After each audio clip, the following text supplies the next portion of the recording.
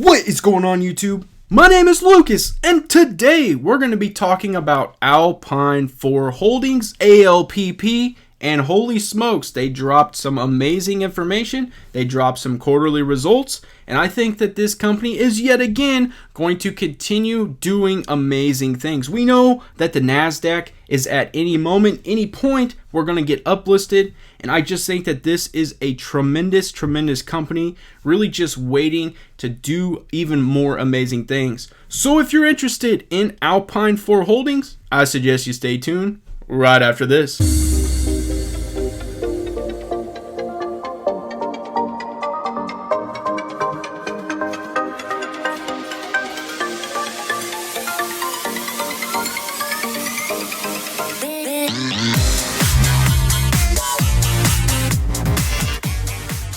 But before we dive in and talk about the CEO letter to investors, I ask that you guys smash that subscribe button, smash that like button, comment down below. Now it's time to get into the video. Let's go. I am thoroughly impressed with this company. I'm thoroughly impressed with the CEO. Continues to amaze not only me, but honestly, it seems like every single shareholder out there is being amazed. Some point, some people expect it. I just keep getting blown away with all the acquisitions, all the subsidiaries that are being added, really just how everything is being handled from the transparency perspective to just everything from the top down. It just seems to be amazing. Kent Wilson, the CEO, just continues to do amazing things for not only the shareholders, but this company. And that's actually what we're going to be talking about, is the CEO letter to investors or shareholders. So here we go. Alpine 4 Holdings issues CEO Q1 letter to shareholders. So he comes out the gate swinging. Dear shareholders and employees, if 2020 was the year of correction and ways to think about business differently, 2021 has been remains a year of robust opportunities for Alpine 4. For those of you who have read our financial statements for Q1 2021, they represent a perplexing snapshot of our company in midst of the monumental transition in the process of metamorphosis.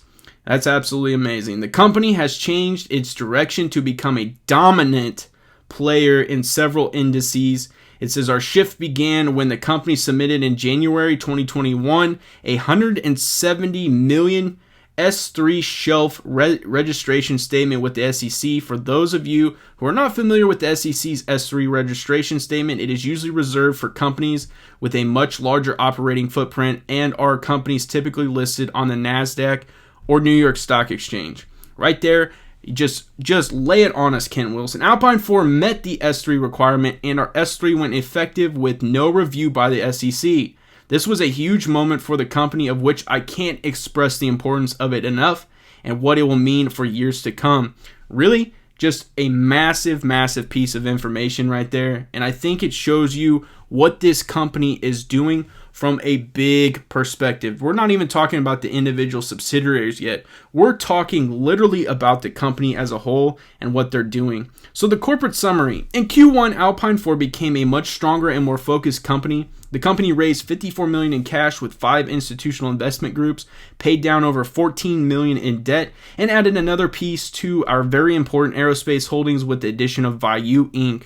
Again, tremendous addition right there, especially from the drone perspective. The company also held true to its 300 employees by offering 100% paid health benefits, an essential factor in navigating the complex labor market currently residing in the U.S. Further, management felt it was also more warranted than ever since we were in the midst of a global pandemic. Absolutely incredible, shows the commitment to their employees. Alpine 4 also began several new initiatives to consolidate resources. First, Alpine 4 began consolidating its A4 Construction Services Inc. holdings of Deluxe Sheet Metal DLX and Morris Sheet Metal Corporation MSM. It says the effect of the pandemic on the educational customer base of DLX were wide and extreme, the impact of which is still being felt. Normal university customers that were once extremely reliable and stable through 50 years of relationship became large liabilities for DLX as the company tried to retain the qualified personnel in order to keep their customers. Keep their customers is a significant piece right there. I really do think that during this pandemic, there really has been just a lot of issues with, that happening, and that's just unfortunate. Keep their customers once they return to needing DLX's construction services. This was all too evident in DLX's 2020 and Q1 2021 P&L statements, so course correction needed to be made. The outcome, this consolidation will begin to bear fruit in Q3 of 2021, and Alpine 4 expects the consolidated company to be well prepared to tackle the rebounding market of mechanical contracting in the U.S. Midwest. I think it shows a couple things. One, they're willing to adapt and make moves. And I also think that it just shows a commitment to really becoming something special. I really do. And I think that, in the midst of a global pandemic, they were able to shift gears, see what was going on, and then push ahead. Absolutely incredible. Alpine 4 also added several new key employees to the corporate level. The company has been rapidly expanding its accounting personnel at its corporate headquarters in Phoenix, Arizona, to meet the growing demand of its subsidiaries. We did this to guarantee that we have the right accounting staff trained in GAAP and PCAOB accounting standards. This is culminated with the promotion of Larry Zick to Chief Accounting Officer of the company. Larry's experience expands over several decades and has been the CFO of several companies during his tenure. We also promoted Trish Norvell to VP of Human Resources. Trish also comes with decades of experience managing teams of HR personnel and was responsible for managing the HR needs of the companies with over 2,000 employees, a direction at which I envision this company heading and just absolutely just plowing to. It's going to be awesome. So this is one piece that I was excited to see, because we know that they keep adding subsidiaries, and we know that those subsidiaries have significant revenue. So what we're going to be talking about is the balance sheet.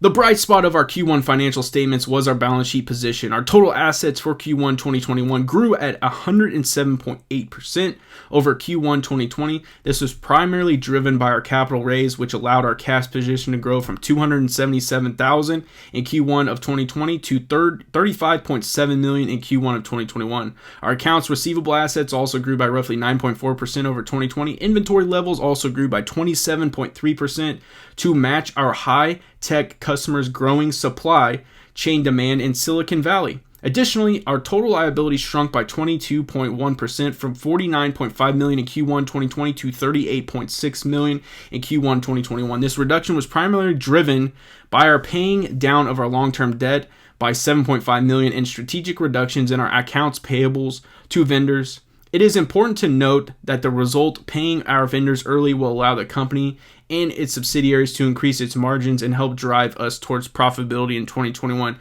Again, another significant piece, and it's nice to hear that.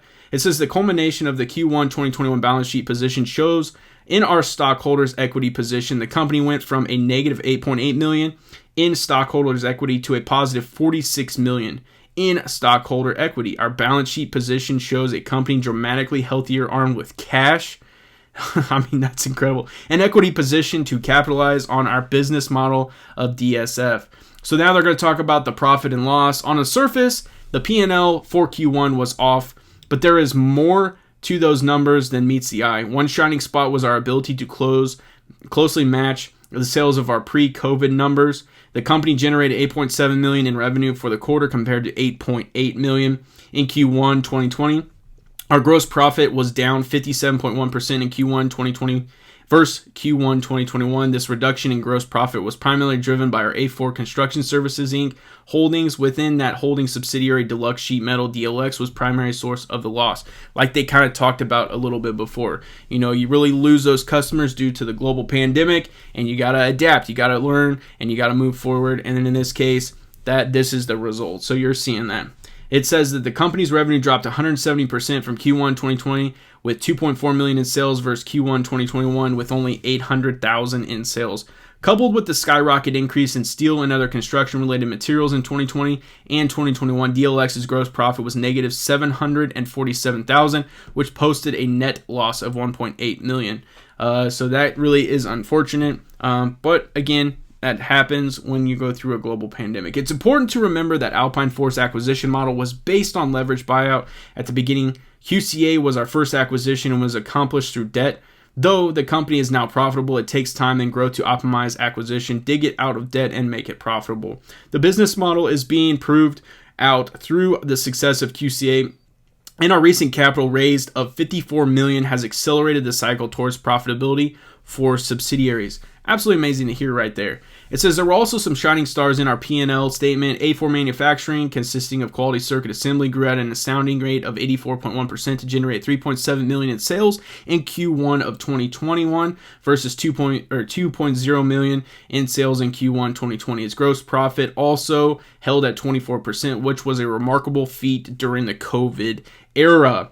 And it says the net profit grew to 4.4% to generate $165,000 versus negative $186,000 in Q1 2020. So you're starting to get a lot of things into the positive. Absolutely amazing. Since additionally, Alpine Ford Corporate chose to invest deeply into our A4 Aerospace. This is what I absolutely love reporting on. So this is going to get a little bit good for me.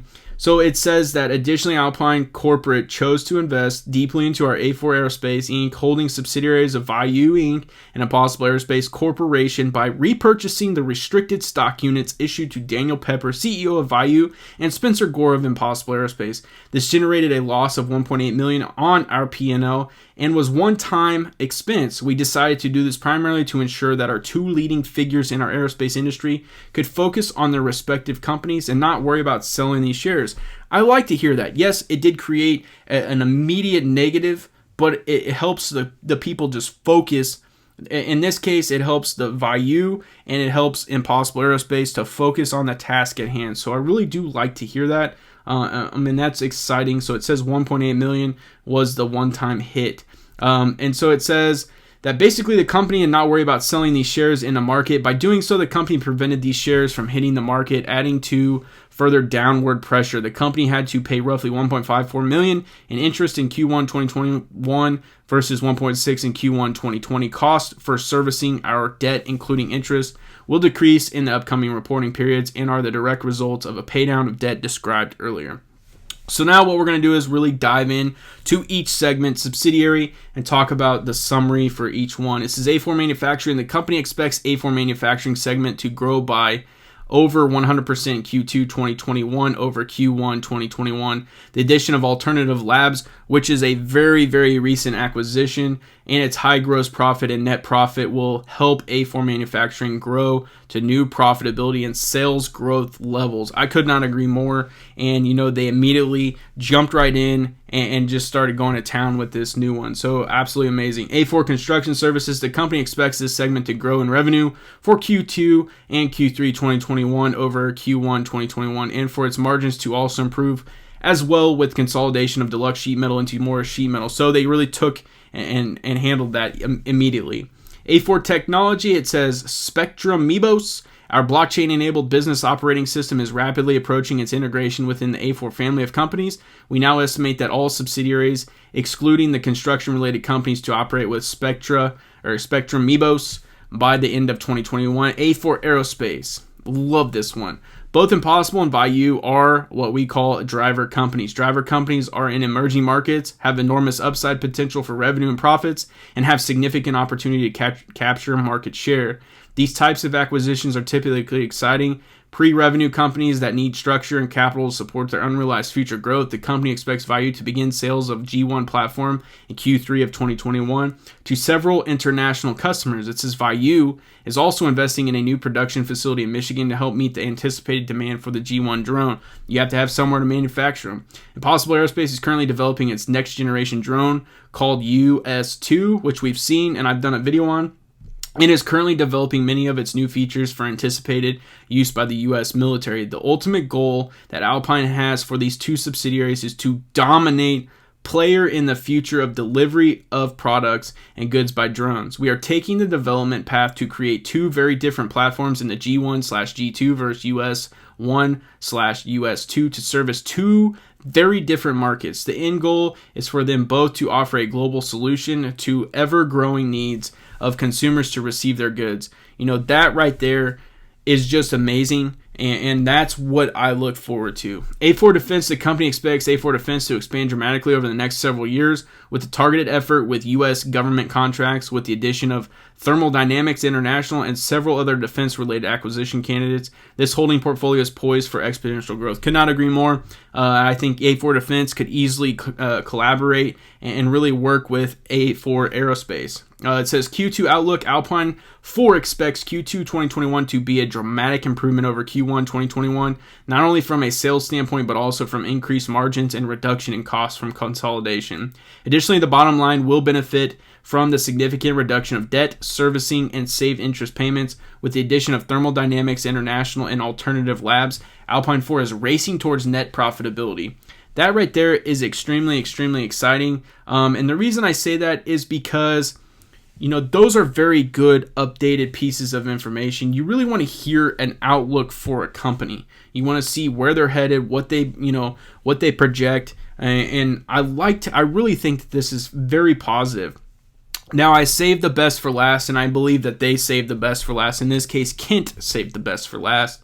NASDAQ update. And that is literally what everyone is wanting to know. Everyone is concerned with. Alpine 4 has continued conversation with the NASDAQ. We consistently offer them expeditious answers to their comments and are enthusiastic for the completion of their work. In the meantime, we continue to execute on our DSF business model and grow shareholder value through the strengthening of our fundamentals. In closing, Q1 was a transformative quarter for Alpine 4, and a stage is set for our continued success. Best regards, CEO Kent B. Wilson. Let's go. Now, we've come to my favorite part of any video, and that's chart breaking down time. So let's swing on over here. Check out ALPP, Alpine 4 Holdings. So today it opened at $3.46. It got as high as $4. Its low was $3.35. Volume was 637.6 thousand. Market cap currently is $592.4 million. 52-week high is $9.49. 52-week low is 3 cents. Absolutely amazing. It says its average volume is 1.621 million. It closed today at $3.70. That was up 3.50%. And this is a one-day chart. As you guys can see, it really did start out kind of just flat. In all honesty, we fluctuated between probably 350, I would say, all the way to about 355, maybe 360. And then it really took off probably when the report came out, when the CEO statement came out. And this thing just took off in the upward direction and hit its 52-week high, not 52-week, hit its high of the day of $4. Really kind of came back, settled in, and that's where we are sitting right now. I do envision that this company is going to start continuing to go in the upward direction with all of that statement. And again, he really emphasized the fact that we are doing everything the NASDAQ is asking us to do. We're very prompt in the responses. We're just waiting. I appreciate you swinging by and checking out this video on Alpine 4 Holdings. I can assure you this will not be the last video because this company continues to pour it on and do amazing things. I do want to remind you guys I'm not a financial advisor, and anything I say in this video is for pure entertainment purposes only, and that's exactly what I'm here to do, is entertain. And you guys know how I do it. If you like this video, smash that like button. It helps out tremendously. And if you enjoy the content, because I'm going to keep the content flowing, subscribe to my YouTube channel. And as always, have a good day.